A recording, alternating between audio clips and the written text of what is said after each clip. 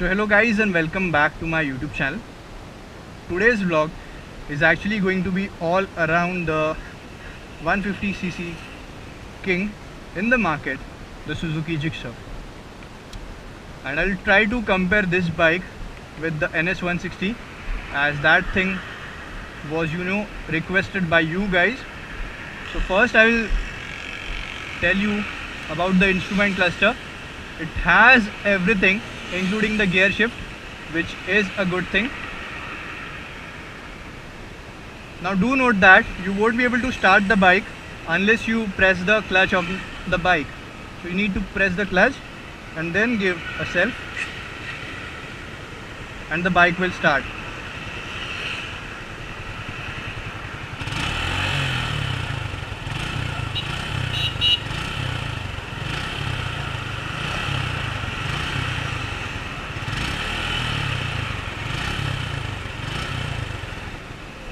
So that was just to give you guys a fair idea about the exhaust note, and trust me guys, this is the best sounding exhaust note on a 150cc bike I have actually ever tested. So this is actually the first time I am riding a Gixxer, a BS4 model. So let's get started with the review and comparison of Suzuki Gixxer. And there you see the gear is showing first.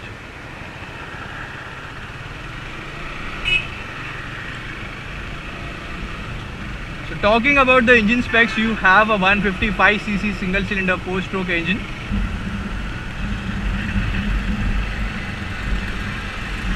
The torque comes as early as 6000. So you should not require frequent gear changes.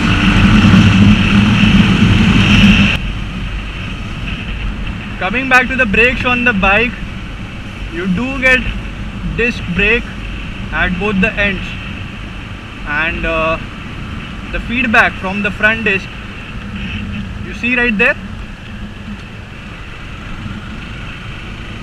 I'll show you guys one more time. If you don't know what you are doing with the bike, you might end up doing like stoppies or anything like that. The feedback is accurate and sharp, I would say.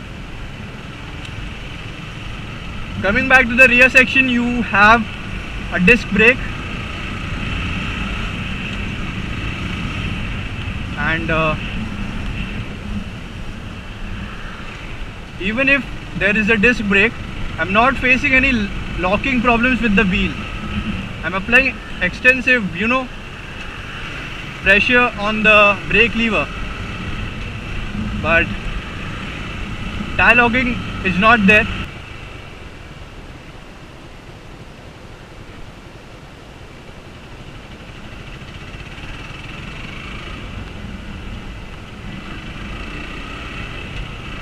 I hope that is enough for you guys to judge the turn radius on the bike. Suspension setup and overall setting on the bike. The first time you see the bike, it looks and feels small, but I'm 6 feet 2 and I'm facing no problems at all while sitting on the bike.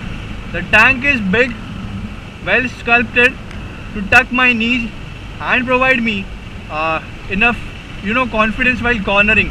The second important thing about the suspension, they are stiff, I would say.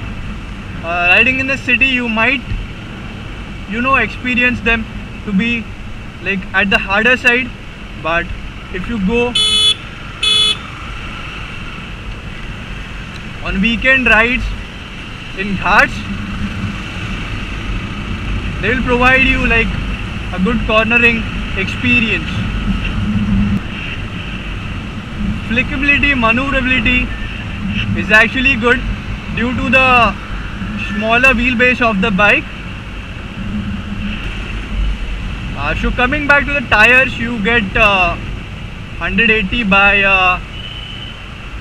140/60 wide profile tires on this bike, and because of that the unlevel roads or bad patches, you might not feel that much as compared to you will feel on NS 160.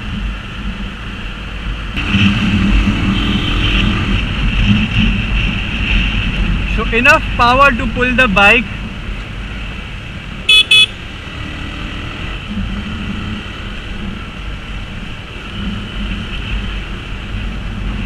The view from the mirrors is good. I mean, these are the stock mirrors which you get on the Gixxer. The view is actually good, but the spread is not what I'm actually used to. The sitting on the bike is actually good. I mean, you get this upright handlebar, not leaning much on the handlebar. The back is actually straight, and the handlebar is even wide. You know, like, it's good.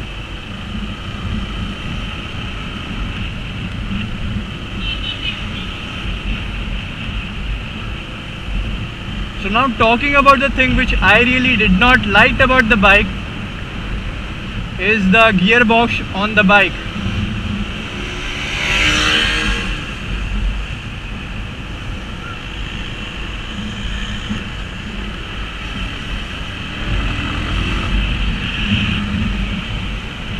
So Scooter Life rode this bike for 1500 kilometers approximately, and first servicing भी हो गया है bike का.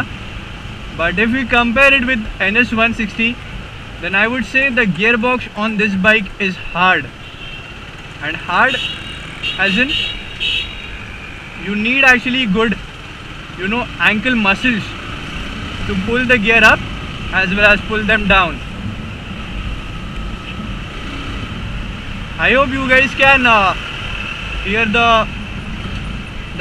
khatak noise coming from the gearbox.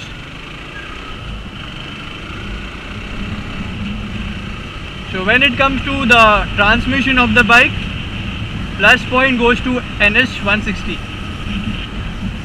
The second thing where NS 160 shines is suitable for taller riders, as I said, because the bike actually feels small, tiny if we compare it with the NS 160. I mean, though the handlebar is upright and the sitting is good, I will say it's good, but if we compare it with the NS 160, then the NS 160 has like a better sitting position as compared to the Gixxer.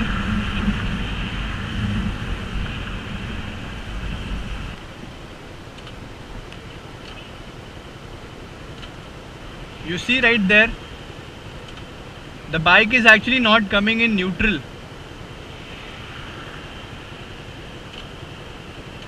Okay, so from first it won't come to neutral, but from second it will come easily.